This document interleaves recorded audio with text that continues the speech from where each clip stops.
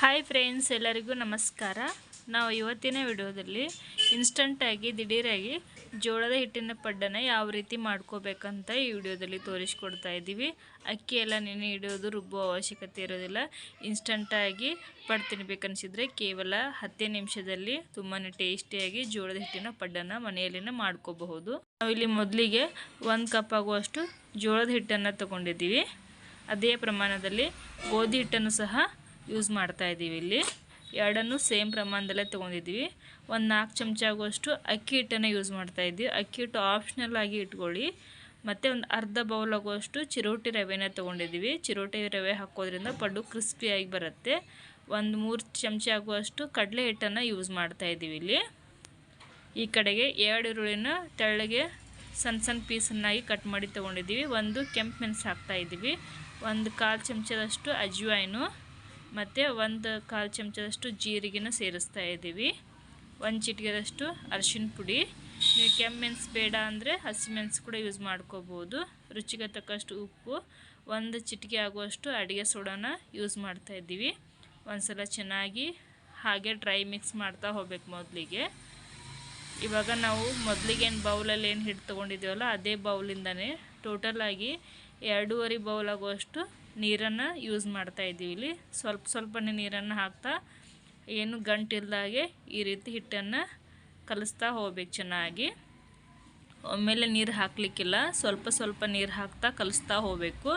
ಹಿಟ್ಟು ಸ್ವಲ್ಪ ಗಂಟು ಉಳಿಲಿಕ್ಕಿಲ್ಲ. ಆ ರೀತಿ ಹಿಟ್ಟನ್ನು ಚೆನ್ನಾಗಿ ಕಲಿಸ್ತಾ ಹೋಗ್ಬೇಕು. ಈ ರೀತಿಯಾಗಿ ಒಂದು ಸ್ಪೂನಿಂದ ಅಥವಾ ಕಲಿಸ್ಕೋಬೋದು, ಇಲ್ಲ ಕೈಯಿಂದಾದ್ರೂ ಕಲಿಸ್ಕೋಬೋದು. ನೋಡಿ, ಚೆನ್ನಾಗಿ ಕಲಿಸ್ತಾ ಇದ್ದೀವಿ. ಇನ್ನೂ ಸ್ವಲ್ಪ ಗಟ್ಟಿನೇ ಇದೆ ಅದು. ಇನ್ನೊಂದು ಸ್ವಲ್ಪ ನೀರು ಹಾಕಲಿಕ್ಕಿದೆ. ನೋಡಿ, ಇನ್ನೊಂದು ಸ್ವಲ್ಪ ನೀರನ್ನು ಸೇರಿಸಿಬಿಟ್ಟು ಮತ್ತು ಚೆನ್ನಾಗಿ ಮಿಕ್ಸ್ ಮಾಡ್ತಾ ಇದ್ದೀವಿ. ಒಂದು 3 ರಿಂದ 4 ನಿಮಿಷದವರೆಗೆ ಆದ್ರೂ ಈ ರೀತಿ ಹಿಟ್ಟನ್ನು ಕಲಿಸ್ತಾನೆ ಹೋಗಬೇಕಾಗತ್ತೆ.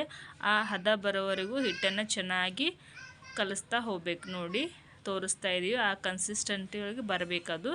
2.5 ಬೌಲ್ ಆಗುವಷ್ಟು ನೀರನ್ನು ಯೂಸ್ ಮಾಡಿದ್ದೀವಿ. ಇಲ್ಲಿ ಅಳತೆ ಪ್ರಮಾಣದಲ್ಲಿ ತೋರಿಸ್ತಾ ಇದ್ದೀವಿ. ಈ ಕಡೆಗೆ ಪಡ್ಡು ಬಿಸಿ ಆದಮೇಲೆ ಸ್ವಲ್ಪ ಎಲ್ಲ ಮನೆಗೂ ಈ ರೀತಿ ಎಣ್ಣೆನ ಹಾಕಿಬಿಟ್ಟು ಸೈಡ್ಗೆಲ್ಲ ಈ ರೀತಿ ಸ್ವಲ್ಪ ಸ್ಪ್ರೆಡ್ ಮಾಡ್ತಾ ಹೋಗಬೇಕು. ಅಂದರೆ ಏನು ಅಂಟ್ಕೋದಿಲ್ಲ, ತುಂಬ ಚೆನ್ನಾಗಿ ಬರುತ್ತೆ ಪಡ್ಡು. ನೋಡಿ, ಇವಾಗ ಎಲ್ಲ ಮನೆಗೂ ಹಿಟ್ಟು ರೆಡಿ ಮಾಡಿರ್ತಕ್ಕಂಥ ಜೋಳದ ಹಿಟ್ಟಿನ ಪಡ್ಡನ್ನು ಹಾಕ್ತಾಯಿದ್ದೀವಿ. ನಾವಿಲ್ಲಿ ಎಲ್ಲ ಮನೆಗೆ ಹಾಕಿಬಿಟ್ಟು ಗ್ಯಾಸನ್ನು ಮೀಡಿಯಮ್ ಫ್ಲೇಮಲ್ಲಿ ಇಟ್ಕೋಬೇಕಾಗತ್ತೆ. ಹೈ ಫ್ಲೇಮಲ್ಲಿ ಇಟ್ಕೊಳ್ಳಿಕ್ಕಿಲ್ಲ. ಮೇಲ್ಗಡೆ ಮುಚ್ಚಿಬಿಟ್ಟು ಆಮೇಲೆ ಈ ರೀತಿ ತಿರ್ಸ್ತಾ ಹೋಗಬೇಕು. ಕೆಳಗಡೆ ಏನೂ ಸಹ ಅಂಟ್ಕೋದಿಲ್ಲ. ನೋಡಿ, ತುಂಬ ಚೆನ್ನಾಗಿ ಬರುತ್ತೆ, ತುಂಬ ಕ್ರಿಸ್ಪಿಯಾಗಿ ಕೂಡ ಬರುತ್ತೆ.